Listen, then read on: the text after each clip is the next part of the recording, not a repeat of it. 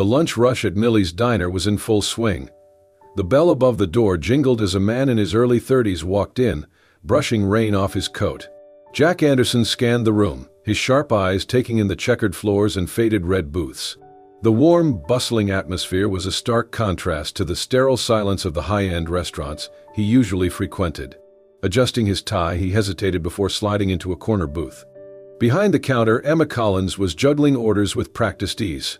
Her friendly smile and quick wit kept customers coming back, despite her visible fatigue. Spotting the new face, she grabbed a menu and approached the booth. "Welcome to Millie's," she said cheerfully. "What can I get you?" Jack glanced at the menu but looked uncomfortable. Just a water, please." Emma raised an eyebrow. "Just water? Not even a slice of pie to go with it?" He hesitated, then sighed. "I lost my wallet. Guess today's not my lucky day." Emma studied him for a moment. His suit was neat, but his shoes were scuffed, and his tie was slightly askew. He looked more worn out than anything else. With a shrug and a smile, she said, "Don't worry about it. Lunch is on me today." Jack blinked, caught off guard. "You don't have to do that. I can." "Everyone has bad days," she interrupted, waving off his protests. "Besides, it's just a sandwich. The world could use a little more kindness, right?" For a moment, Jack just stared at her. In his world, nothing came without strings attached. Yet here was this waitress, offering him a meal with no expectations. "Well," he said slowly, "thank you. I'll have the turkey club, then." As Emma walked back to place his order, Jack leaned back in his seat, an unfamiliar warmth spreading through him. Minutes later, she returned with his sandwich and a glass of water. "Here you go. Enjoy." "Thanks," he said, glancing at her name tag. "Emma, right?" "That's me," she replied, heading off to the next table. Jack ate slowly, his thoughts drifting. He'd come to this diner on a whim, hoping for a moment of normalcy in a life that often felt anything but. Now he found himself watching Emma as she moved between tables, her smile unwavering despite the demands of the job. When he finished, he stood and approached the counter. Emma was ringing up another customer but turned to him as he approached. "That was great," he said, slipping his hands into his pockets. "I owe you one." Emma smiled. "Just come back when you're having a better day." He chuckled softly. "I might just do that." As he turned to leave, he paused at the door, glancing back at her. She was already wiping down a table, her ponytail swinging as she moved. Something about her was different. "She's different," Jack muttered to himself as he pushed the door open and stepped into the rain. Walking down the street, the hum of the diner faded behind him, but Emma's kindness lingered in his thoughts. For the first time in a long time, Jack felt a flicker of something he hadn't expected, hope. The next day, the bell above the diner door jingled again, and Emma looked up from the counter. There he was, the same man from yesterday, this time without the rain-soaked coat. Jack Anderson walked in with a hesitant smile and slid into the same booth. "Back so soon?" Emma teased as she approached. "Well," Jack said, running a hand through his neatly combed hair, "you did say to come back on a better day." "But, he shifted uncomfortably. "I might still owe you one. Wallet trouble again." Emma crossed her arms, pretending to consider. "Him? I don't know. You're starting to sound like a professional freeloader." Jack laughed, the sound surprising himself. "Guilty as charged." She grinned. "All right, but only because I don't want my turkey club to go to waste." From that day on, Jack became a regular. At least twice a week, he would walk into Millie's diner, always ordering the same thing, a turkey club and water. Each time, he'd offer a sheepish excuse about his wallet, and each time, Emma would wave him off with a smile. During quiet moments, Jack watched Emma flit between tables, always smiling, always kind. He began to notice little details, the way she slipped an extra slice of pie to the elderly couple in the corner, how she knew every regular's name and favorite order, the quiet sighs she gave when she thought no one was looking. One afternoon, he lingered longer than usual, waiting for the lunch rush to die down. When Emma finally took a breather, she slid into the booth across from him, wiping her hands on her apron. "You're not in a hurry today," she remarked. "Not really," Jack admitted. "Busy day for you?" She shrugged. "Every day's busy. Bills don't pay themselves, you know." Jack raised an eyebrow. "Bills." Emma hesitated, but something in Jack's easy demeanor made her feel comfortable. "My dad passed a few years ago. Left some debts behind. And my little brother's in college, smart kid, studying to be a teacher. Someone's got to keep things afloat." Jack leaned back, genuinely impressed. "That's a lot to handle." "It's life," Emma said with a small smile. You do what you have to. Jack left the diner that day with a new appreciation for Emma. Her kindness wasn't just a surface-level trait, it ran deep, born of struggle and resilience. He thought of the people in his world, business partners, socialites, acquaintances, all of them consumed by wealth and appearances. Emma's sincerity was like a breath of fresh air. But Jack also felt a pang of guilt. He was hiding a part of himself, afraid that revealing his wealth would change the way she saw him.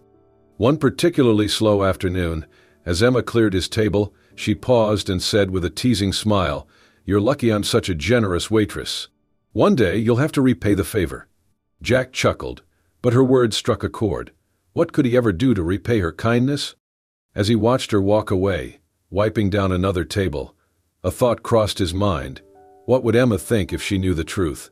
Jack pushed the thought aside, but it lingered in the back of his mind long after he left the diner. Jack had become a fixture at the diner, arriving earlier each visit and staying longer than necessary.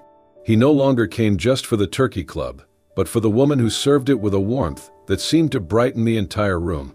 One afternoon, the lunch rush was slow, and Emma took a rare moment to sit with Jack during her break. She sipped on a cup of coffee, her apron slightly wrinkled but her smile intact. "You know," Jack began, leaning back in his seat, "you're always running around taking care of everyone else. What do you do for yourself?" Emma blinked, caught off guard. "For myself," she laughed lightly. "Between shifts here, covering bills and checking on my brother. Not much time left for me." Jack tilted his head, studying her. There must be something. A hobby. A dream? She hesitated, then shrugged. "I like to paint. I haven't had much time for it lately, but it's always been a dream of mine to open a little art studio someday. Nothing fancy, just a place where people could come and create." Jack's interest piqued. "That sounds incredible. Why haven't you pursued it?" Emma sighed, swirling the coffee in her mug. "Dreams don't pay the bills, Jack. Besides, who has the money for something like that?" He wanted to say, "I do." He wanted to tell her he could make her dream a reality with the snap of his fingers. But instead, he simply said, "Maybe someday." "Maybe," Emma agreed with a wistful smile. Over the next few weeks, Jack found himself thinking about Emma more than he cared to admit. Her optimism, even in the face of her struggles, was something he admired deeply.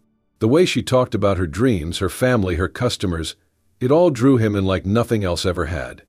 But with every deepening connection, his guilt grew. He was hiding a massive part of himself, and the longer he kept the secret, the harder it would be to reveal. One evening, as Jack left the diner, he overheard Emma and another waitress talking about the diner's leaky roof. "Millie's been trying to get it fixed for months," Emma said. "But repairs like that cost a fortune." That night, Jack made a few calls. By the end of the week, a repair crew had quietly come and gone, leaving the roof as good as new. The next time Jack walked into the diner, he found Emma in unusually high spirits. "You won't believe it," she said, beaming as she approached his booth. "Someone fixed the roof." Jack feigned surprise. "Really? That's great." Millie said she didn't hire anyone, so it must have been one of the regulars. Whoever it was, they saved us. Jack smiled but felt a twinge of guilt. He wanted to tell her it was him, but worried she'd see it as a manipulation rather than a gesture of kindness. One sunny afternoon, Emma slid into Jack's booth during another slow shift. "You're here a lot," she teased. "Do you even work?" Jack laughed nervously. "Of course. Everyone's got to work, right?" "What do you do?" she asked casually. Jack hesitated, then gave his usual vague answer. "I'm in business." Emma raised an eyebrow. "Business, huh? That's awfully mysterious."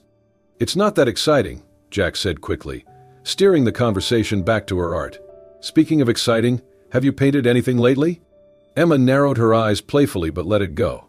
"Not since last week, but maybe I'll find time soon." As she walked away to serve another table, Jack exhaled a quiet sigh of relief. But Emma's lingering glance told him she was more curious about him than she let on. That evening, as Jack left the diner, he couldn't shake the feeling that Emma deserved the truth. But the thought of her reaction, the potential betrayal she might feel, kept him silent. For her part, Emma watched him go, her curiosity about the enigmatic man growing. Something about Jack didn't add up, and she couldn't help but wonder, who is he really? The morning sunlight streamed through the diner's windows, casting a warm glow on the usual buzz of customers. Jack sat in his usual booth, sipping his coffee and waiting for Emma to take her break. He had grown accustomed to these moments, craving the easy connection they shared. As Emma passed by with a tray of plates, she nodded toward him. "Be with you in a minute, Jack." Jack smiled faintly, feeling the weight of the unspoken truth he had been carrying for weeks. A new customer sat at the counter, chatting with the waitress as Jack flipped through his phone. He wasn't paying much attention until he heard his name, his real name. "Jack Anderson?" the man said, loud enough for the diner to hear. "The tech genius? You're the guy who started Horizon Systems, aren't you? What are you doing in a place like this?" Jack froze, his coffee cup halting mid-air. Emma, who had been clearing a nearby table, turned sharply at the sound of the name. The man continued, oblivious to the tension. "I've read all about you. You're a self-made millionaire. You've been on magazine covers. My brother works at one of your companies." Jack offered a tight smile, trying to downplay the recognition. "I like to keep a low profile," he said, glancing nervously toward Emma. Emma stood motionless, her tray clutched in her hands. Her face shifted from confusion to realization, then to hurt. The moment the customer left, Emma marched over to Jack's booth, her voice low but trembling with anger.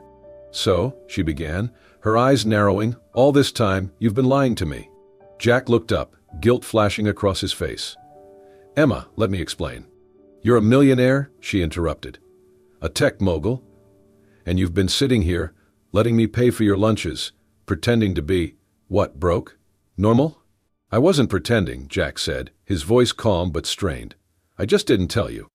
Emma let out a bitter laugh. "Didn't tell me? Jack, I've been bending over backward to help you, thinking you couldn't afford a sandwich, and you're sitting on a fortune. Why? Why?" Jack stood, trying to meet her gaze. "Because I wanted to know if someone could care about me for who I am, not what I have. My entire life, people have only seen the money, not me." Emma's eyes filled with tears, but her voice remained firm. "And you thought it was okay to use my kindness as some kind of test? To see if I was worthy? Do you even realize how humiliating that is?" Jack took a step closer, his tone pleading. "It wasn't about testing you, Emma. I didn't plan this. I didn't want to lose what we had." Emma shook her head, her voice breaking. "What we had? Jack, you built this on a lie. How can I believe anything you've said was real?" She turned and stormed out of the diner, leaving Jack standing alone, his chest tightening as the bell above the door jingled in her wake. Emma drove home, gripping the steering wheel tightly as tears streamed down her face.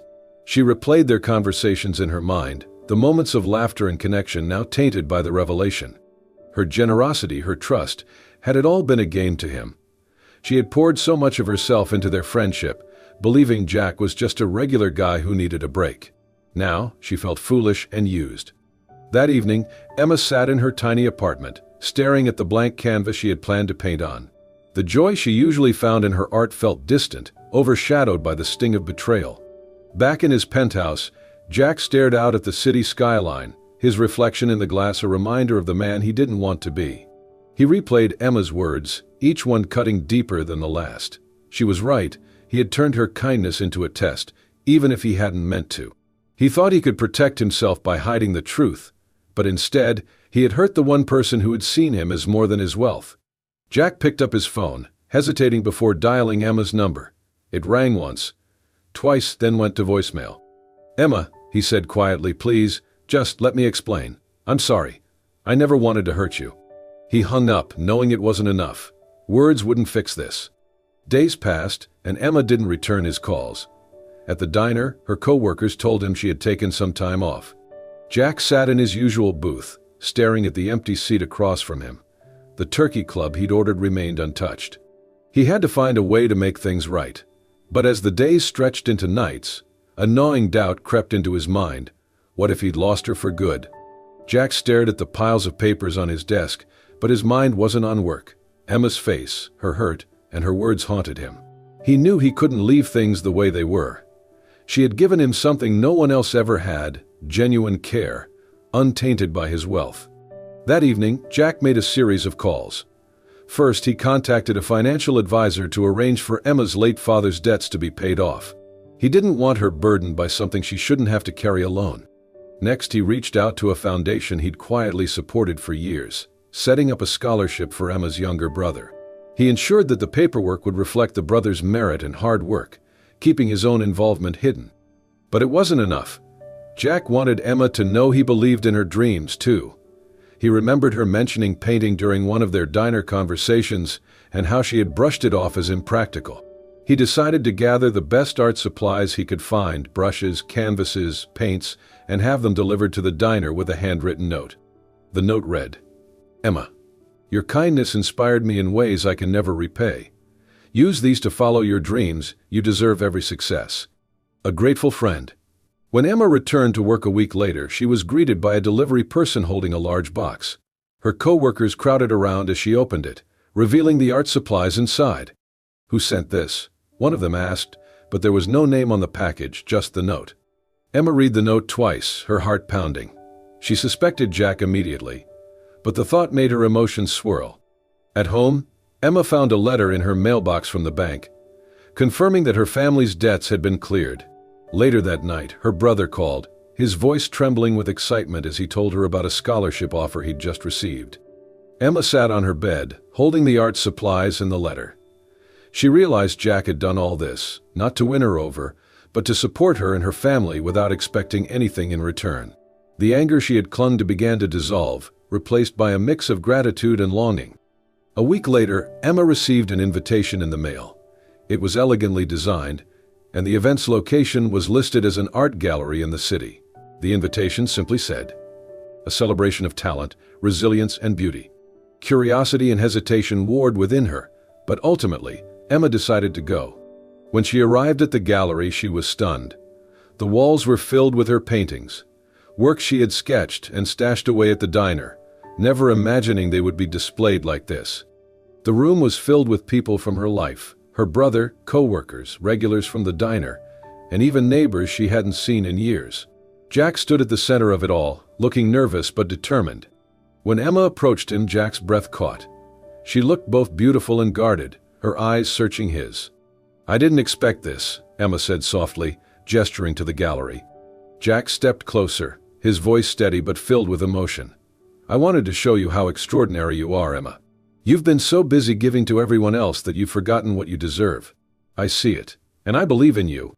Emma looked around at the paintings, the faces of her loved ones, and finally back at Jack. "I'm sorry for hiding the truth," Jack continued. "I should have trusted you from the start. But everything I feel for you, every moment we've shared, it's all real. Please let me make this right." Emma's voice trembled. "It's not about the money, Jack. It's about trust. You tested me without my consent, and that hurt." Jack nodded. "I know, and I'll spend every day proving to you that I'll never make that mistake again." Emma's lips quirked in a small smile, though her eyes glistened with unshed tears. "You're good at grand gestures, Jack, but earning my trust again won't happen overnight." "I'm not going anywhere," Jack said earnestly. As the gallery buzzed around them, Emma looked up at Jack, her expression softening. "I forgive you," she said, "but don't think this means it's easy. You've got work to do." Jack smiled, relief washing over him. Fair enough. As they stood together, a quiet understanding passed between them. For now, it was enough. The months that followed were a slow, deliberate process of rebuilding trust. Jack didn't push Emma for forgiveness. Instead, he showed her with actions how much he respected and cared for her. Jack made a habit of supporting Emma's dream in subtle but meaningful ways. He accompanied her to art supply stores, helped scout locations for a potential studio, and even encouraged her to apply for a grant from a local art council. Emma, initially hesitant, began to let her guard down. Jack's humility and patience won her over bit by bit, and she started to see the sincerity behind his actions. One evening, as they painted together in Emma's makeshift home studio, she turned to him with a smile. "You're not bad at this," she teased, pointing to his clumsy brushstrokes. Jack laughed. "If this doesn't work out, maybe you can hire me as your assistant." Emma's smile softened. "I think we make a pretty good team." Months later, after countless hours of preparation, Emma's dream finally came to life. The art studio, a warm and inviting space filled with vibrant colors and natural light, opened its doors to the community. Jack stood by Emma's side as she greeted guests, her joy contagious. The event was a celebration of her talent and resilience, with friends, family, and even diner regulars coming to support her. As the evening wound down and the last guest began to leave, Jack asked Emma to stay behind for a moment. "What's this about?" she asked, curious but amused. Jack took her hand, guiding her to the center of the studio where one of her paintings hung. In front of it was a small table with a custom-painted wooden box. Jack picked up the box, his expression earnest and filled with emotion. "Emma," he began, "when I met you, I was lost in a world that felt shallow and meaningless. You showed me a kindness I didn't deserve and a love I never thought I'd find." He opened the box to reveal a simple yet elegant ring. The lid was painted with one of Emma's designs, a sunrise over a quiet lake, symbolizing new beginnings. "You've given me more than I ever thought possible," Jack continued. "Will you let me spend the rest of my life showing you how much I love you?" Tears welled in Emma's eyes as she nodded, a smile breaking across her face. "Yes, but this time lunch is on me forever." Their wedding was held a few months later in the art studio that had become a symbol of their journey. The room was filled with laughter, love, and a blend of simplicity and elegance that reflected both Emma's humility and Jack's devotion. The diner staff sat alongside Jack's high-profile business associates, a testament to the unique way their worlds had blended. As Emma and Jack shared their first dance, the soft glow of the studio lights casting a warm hue around them, Emma leaned close and whispered, "You taught me that true wealth isn't in money, it's in kindness and love." Jack smiled, his voice low and full of affection. "And you showed me what it means to truly be seen." As the music played, Jack spun Emma gently, their laughter filling the room. Around them, the people who mattered most celebrated not just their love story, but the lessons it carried, that true connection transcends wealth, and that kindness can change lives. The sunrise over the lake, hanging prominently in the studio. Below it was a small plaque that read, "Inspire and be inspired, dedicated to the power of kindness." Thank you for joining us on this heartfelt journey of love, kindness, and second chances. Emma and Jack's story reminds us that true wealth isn't measured in dollars, but in the connections we make and the kindness we show to others. If this story touched your heart, please don't forget to like this video, share it with your friends, and subscribe to our channel, Soul-Stirring Stories, for more inspiring tales that will warm your soul and brighten your day. Turn on the notification bell so you never miss another story that reminds you of the power of love, compassion, and the beauty of human connection. Thank you for watching, and we'll see you in the next story.